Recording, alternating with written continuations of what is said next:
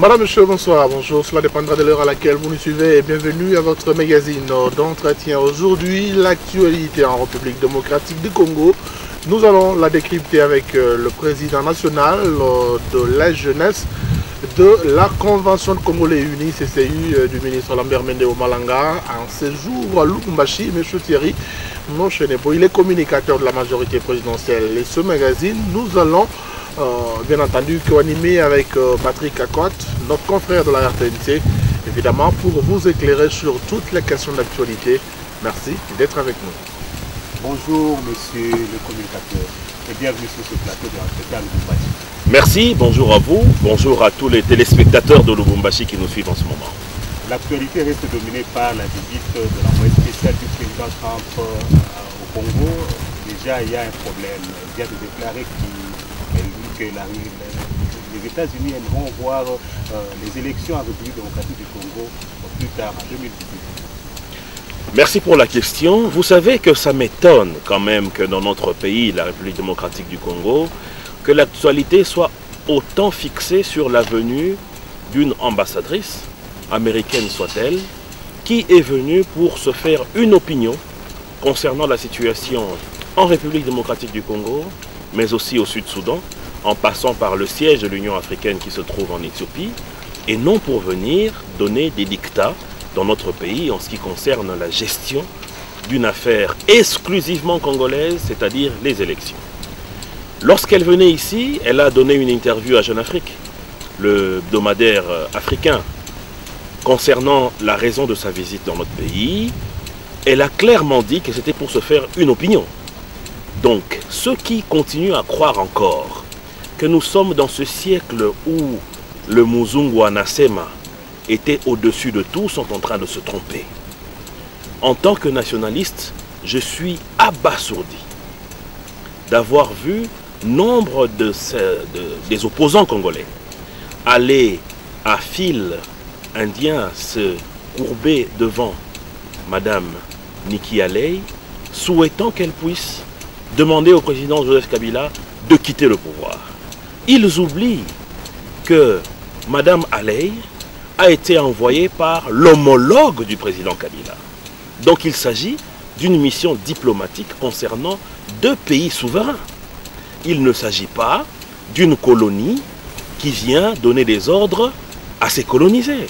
Ouais, si vous parlez d'une mission diplomatique, M. Thierry, comment expliquer les propos de Mme Nikki qui dit que les États-Unis veulent que les élections se tiennent en 2018 et non en 2019? Non, elle n'a pas dit qu'elle veut que les élections, elle dit que c'est un souhait. Le souhait peut être émis par qui que ce soit. Et c'est conditionné même par rapport à l'appui que les États-Unis veulent... Mais écoutez, l'appui que les États-Unis doivent donner ou veulent donner à la RDC pour les élections, c'est un devoir de notre pays de respecter le fait que les États-Unis sont libres de donner leurs aides ou pas à qui ils veulent. Donc si les États-Unis, dans leurs souhaits, veulent à ce que les élections aient lieu en 2018, et qu'ils disent que si cela était le cas, qu'ils le soutiendraient, c'est leur droit. Mais reconnaissez aussi que c'est le droit de la République démocratique du Congo d'user de sa liberté en tant que pays souverain, de son calendrier, parce que nous, on a une constitution qui demande à ce que les élections, en ce qui concerne principalement le calendrier électoral, que cela est d'exclusivité reconnue à la CENI. Donc il n'est pas question ici que même le président de la République puisse se mettre debout pour donner des injonctions à la CENI concernant une date quelconque. Donc il faudrait que les gens puissent comprendre que la visite de Mme Nikki est une visite normale qui rentre dans le cadre de coopération internationale entre deux pays, qu'elle est venue se faire une opinion sur la situation en RDC. Elle est venue se faire une opinion sur la situation au Sud-Soudan et en Éthiopie, parce que ce que les gens oublient aussi, c'est que les États-Unis sont un grand contributeur dans le budget des Nations Unies, notamment pour la mission onusienne en République démocratique du Congo. La mission la plus chère au monde. La mission la plus chère au monde, et d'ailleurs, dont Donald Trump veut faire des coupes budgétaires dans l'argent du contribuable américain qui est versé dans cette mission.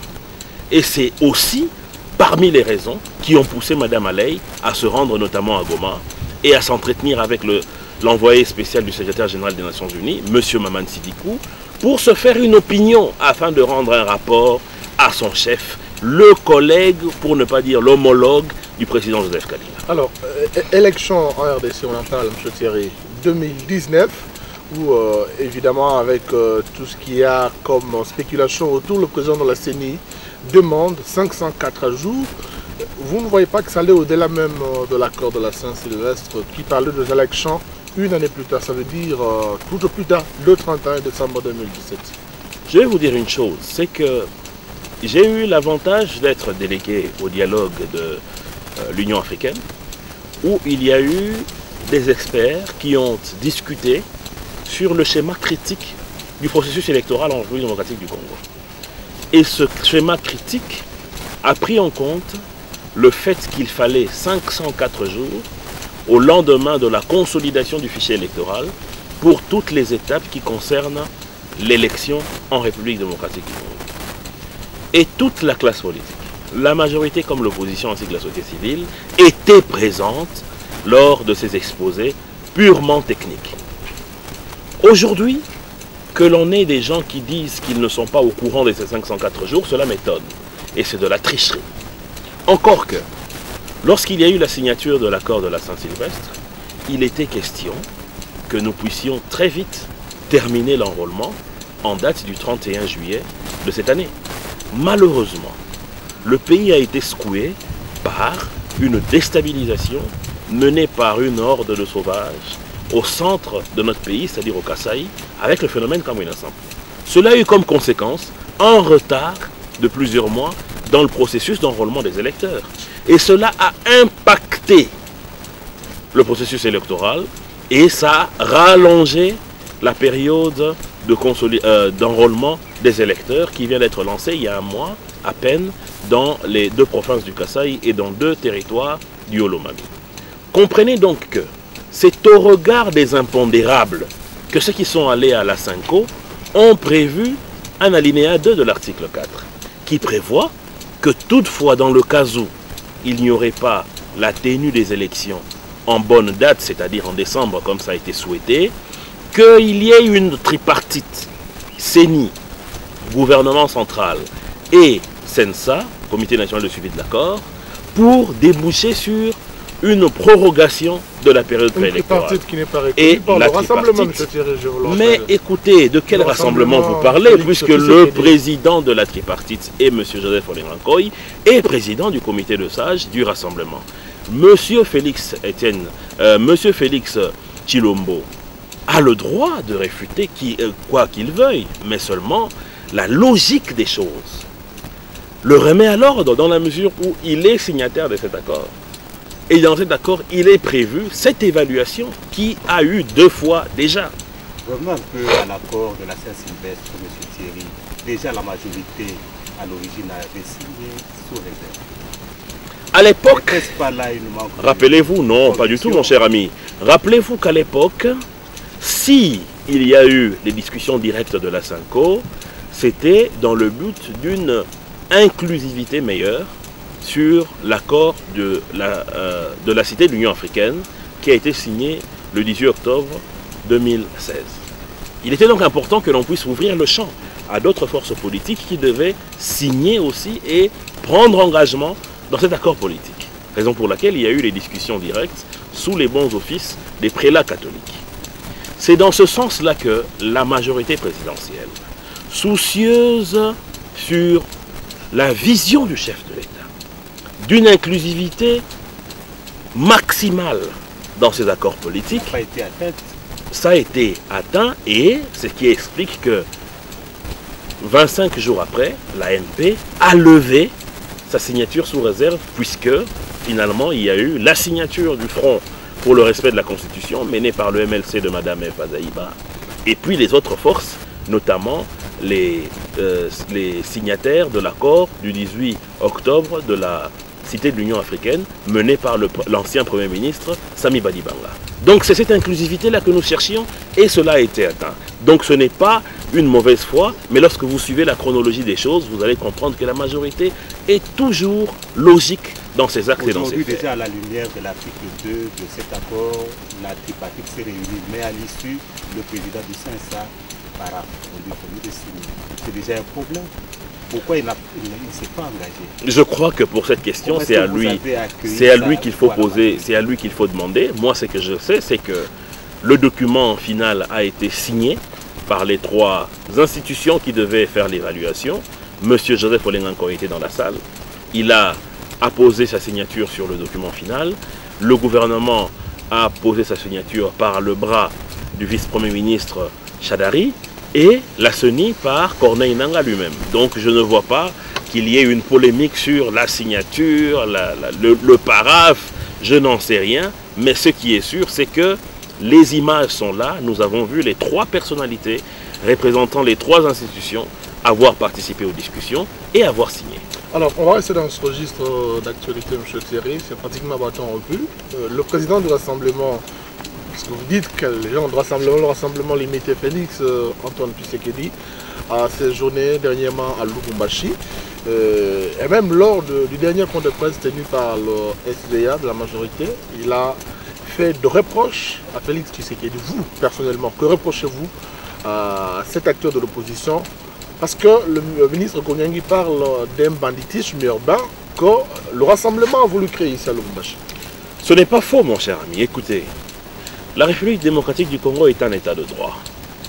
Nous marchons selon des règlements, des lois et la Constitution qui guide notre façon de nous comporter face à tout ce que nous apposons comme acte ici sur le territoire national. Premièrement, lorsque vous voyez qu'un individu se permet de dire à ce que le président de la République n'est plus président de la République, déjà c'est une violation de la Constitution par ses propos, puisque la Constitution est l'élément clé qui donne la légitimité et la légalité au chef de l'État. Deuxièmement, depuis les événements qui ont prévalu en 2016 dans notre pays, en décembre 2016, où il y a eu des troubles et des casses dans plusieurs villes de la République démocratique du Congo, les responsables urbains ont décidé à ce que les manifestations soient conditionnées par un avis de l'hôtel de ville qui devait, en amont, vérifier les conditions sécuritaires pour garantir la sécurité des biens et des personnes lors de ces manifestations politiques. Raison pour laquelle monsieur le maire de la ville de Lubumbashi a souhaité à ce qu'il soit notifié des jours avant par rapport à cette manifestation que souhaitait tenir le rassemblement ici à Lubumbashi. Mais cela n'a pas été le cas. Ils ont voulu mettre l'autorité urbaine devant un fait accompli, ce qui n'est pas normal. Pourtant, nous sommes dans un système le système d'information est repris dans la Constitution, mais il ne faut pas oublier que la Constitution stipule aussi qu'il y a des lois qui encadrent chaque secteur. Et le secteur des manifestations publiques, les lois propres, les arrêtés, les édits sont gérés par les provinces et exécutés par les maires des villes, les bourgmestres, ainsi de suite. Donc c'est au regard de ça. Et ayant eu école de ce qui s'est passé en fin d'année 2016, que l'autorité avait émis ces dispositions pour protéger les populations. Mais lorsque vous voyez un individu venir narguer les autorités, c'est-à-dire, malgré l'interdiction de la municipalité, vouloir tenir des discours, des meetings, provoquer la population. On parle d'une répression alors que le pays est déjà... Mais écoutez, comment vous pouvez parler de répression lorsque l'on met la main sur des hors-la-loi? Lorsque on met la main sur ceux qui veulent troubler l'ordre public? Mais écoutez, M. Tshilombo a des droits, mais vous et moi, nous en avons aussi. On ne peut pas accepter qu'un individu se permette, par exemple, de prendre en otage un artère de la capitale et nous empêcher à nous de passer. Le rôle de l'État, c'est cela, c'est de veiller sur les droits, mais aussi des devoirs d'un tel monsieur par rapport aux droits et aux devoirs de nous autres également. Donc, lorsque le secrétaire général adjoint de la majorité présidentielle, son Excellence Kokonyengi, dit que c'est du banditisme urbain, je viens de vous démontrer en quoi cela est vrai. Je profite donc de cette occasion pour féliciter le gouverneur de la province du Haut-Katanga qui, haut la main, a su maintenir l'ordre public, malgré les menaces de ces hors-la-loi qui, à leur tête, ont M. Félix Tshilombo, qui aujourd'hui souhaite la déstabilisation, la déstructuration de notre pays. Il n'a pas du tout le souci d'aller vers les élections. La preuve, 1. Vous n'allez jamais l'entendre parler de son projet de société. C'est-à-dire, il ne pipe pas un mot de ce que pense son parti politique ou leur plateforme en ce qui concerne le vécu quotidien des Congolais. Le discours est unique. Il faut que le président Joseph Kabila s'en va. Pourquoi? Parce que le souci, c'est l'accession à la magistrature suprême. Mais malheureusement, il oublie que le chemin pour aller vers la magistrature suprême, ce ne sont que les élections, dans un État démocratique. Or, eux, au sein de ce rassemblement de l'IMT, ont le schéma du chaos.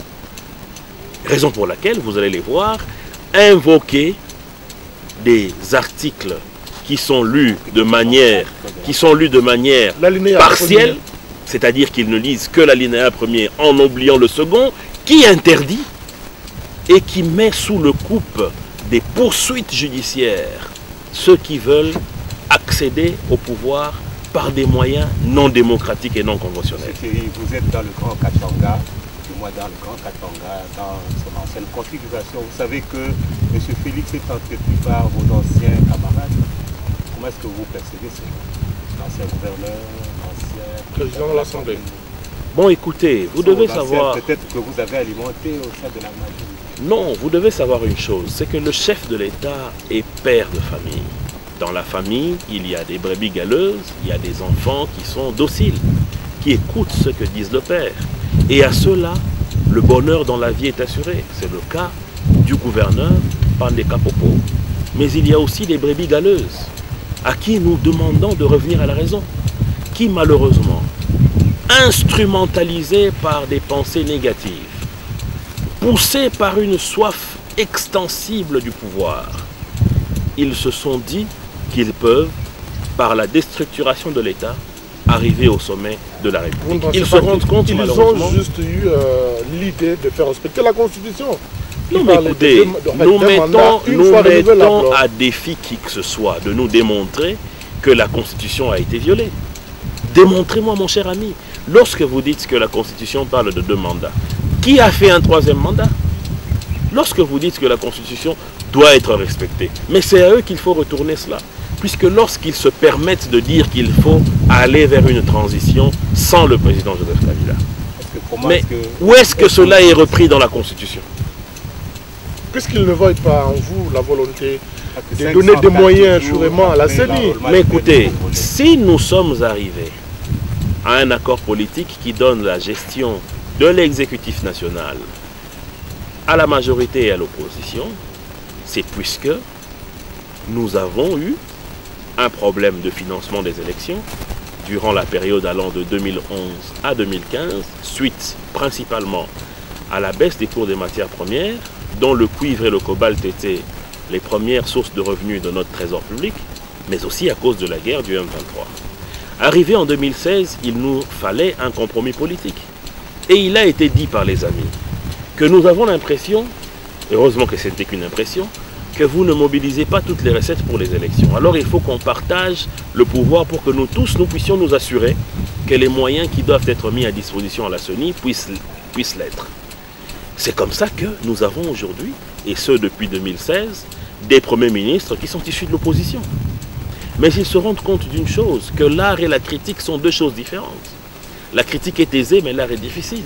Étant dans le moulin de la chose, ils se rendent compte que la difficulté de réunir les moyens qu'il faut, à la fois pour nourrir la population, à la fois pour tenir les promesses de développement du chef de l'État, mais aussi pour financer les élections, est une autre paire de manches. Encore que la CENI est suffisamment financée, pas au rythme que souhaiterait le président de la CENI, mais au rythme de notre trésor public, ce qui a permis, entre autres, que nous puissions aujourd'hui avoir les 42 millions d'électeurs enrôlés, que nous puissions avoir une cartographie électorale qui reprenne tous les 88 millions de villages en RDC qui vont devenir des centres de vote. Tout cela a été fait sur base de financement du gouvernement congolais. Monsieur Thierry, si aujourd'hui on prend les 504 jours, s'il arrivait que nous allions jusqu'en 2019, déjà il y aurait un autre problème. Non mais écoutez, le président de la CENI a été clair quant à cela. Il a dit que les 504 jours sont indicatifs, dans la mesure où il y a là-dedans des délais compressibles, selon les moyens qui seront mis à disposition de la CENI. Et si les moyens alors, ne sont pas là, essayons de réfléchir. Oui, si les moyens ne sont pas là, on va aller au-delà. Mais essayons de réfléchir ensemble, mes chers amis. Si aujourd'hui, au lieu que nous puissions concentrer les moyens pour que nous puissions financer la CENI, je vous donne un exemple. Ici à Lubumbashi, vous avez des sites de péage. Vous avez des sociétés qui fonctionnent, qui payent les impôts chaque jour à l'État, qui payent les taxes à l'hôtel de ville. Cet argent constitue le trésor public. Et c'est avec cet argent que l'on paye les fonctionnaires, que l'on finance la CENI. Maintenant, imaginez, s'il y a des jours où des illuminés se permettent de paralyser les activités économiques, sur 1, 2, 3, 4 jours, 5 jours, une semaine, quelle serait la conséquence? Mais la conséquence serait que les financements du trésor public vont être amoindris. Et ces gens-là, c'est là où on vous répète qu'ils ne veulent pas aller aux élections. Parce qu'ils connaissent tout ça. Et ils se permettent de dire qu'il faut des troubles. Quelle intention selon vous? Mais l'intention, mon cher ami, je ne peux plus vous démontrer cette intention parce que c'est clair. Lorsque les gens disent qu'il faut une transition sans Kabila, c'est-à-dire ils ne veulent pas aller aux élections, ils veulent aller vers une cassure de la Constitution, ils veulent aller vers un État anarchique. Parce que nous sommes guidés par la Constitution qui dit que le chef de l'État reste en fonction jusqu'à l'installation effective de son successeur, mais élu. Mais ce n'est pas ce qu'on le constate avec les propositions de nos amis. Eux veulent quoi? Eux veulent le désordre, ils veulent les troubles, et l'un de leurs amis qui se trouve aujourd'hui en dehors du pays, après avoir trompé la justice, M. Moïse Soriano, a clairement dit, selon lui, ici on connaît Moïse Katumbi. Je vous parle de ce qui est écrit sur son passeport italien. Monsieur Soriano. Passeport congolais, passeport italien. Monsieur Soriano, Monsieur Moïse Soriano se permet de dire que s'il n'y a pas élection cette année, ça sera l'enfer en RDC. Et vous pensez que c'est des gens comme ça qui veulent vraiment du bien du peuple congolais? Ou ils veulent répondre à des appétits voraces de certains capitalistes à qui ils ont promis monts et merveilles, à qui ils ont promis de vendre votre belle ville de Lubumbashi. Il y a une main noire, c'est ça que vous voulez dire? Écoutez, je ne parle même pas d'une main noire derrière l'opposition congolaise. C'est des pensées sombres, des pensées noires, des pensées de déstabilisation. Il n'y a pas une main noire, mais c'est leurs pensées qui ne sont pas clairvoyantes. C'est leurs pensées qui ne sont pas pour les Congolais, mais pour leurs intérêts. Et quel est le plan de la majorité pour les élections RDC 2019, 2018 selon les États-Unis, ou vous voulez que ce soit un processus qui peut aller même au-delà de 2020? Mon cher ami, la majorité n'a pas de plan personnel pour les élections. La majorité, autant que l'opposition, là je parle d'une opposition républicaine, laquelle? Autant que la société civile, nous souhaitons tous aller aux élections. Mais nous avons décidé, dans un cadre démocratique, consensuel, que nous devrions avoir une CENI indépendante. Donc laissons la CENI faire son travail. Encore que dans cette CENI, nous avons toute la représentativité de notre classe politique. Voilà la réalité. Aujourd'hui, vous parlez de 504. Est-ce que si on vous demandait, mais droit au cœur, vous êtes sûr que les 504 suffiront pour ce pays à la lumière de tous les problèmes que nous connaissons? Au-delà de ça, pourquoi ne pas penser recourir par exemple à l'article 5 de la Constitution? Mon cher ami, le secrétaire général adjoint de la majorité présidentielle a été clair. L'article 5 est constitutionnel et le peuple a le droit de l'actionner. Vous, comme tout autre Congolais, a le droit de l'actionner. Je vous dis ici que les 504 jours ont été donnés à titre indicatif par la CENI. Et que par rapport à cela, nous avons tous le devoir, nous, hommes politiques congolais, d'accompagner la CENI pour que ce délai puisse être respecté. Nous devons l'accompagner en évitant des troubles inutiles. Nous devons l'accompagner en travaillant correctement. Nous devons l'accompagner en évitant de donner du retard à notre trésor public, d'engranger les moyens qu'il faut pour aller de l'avant.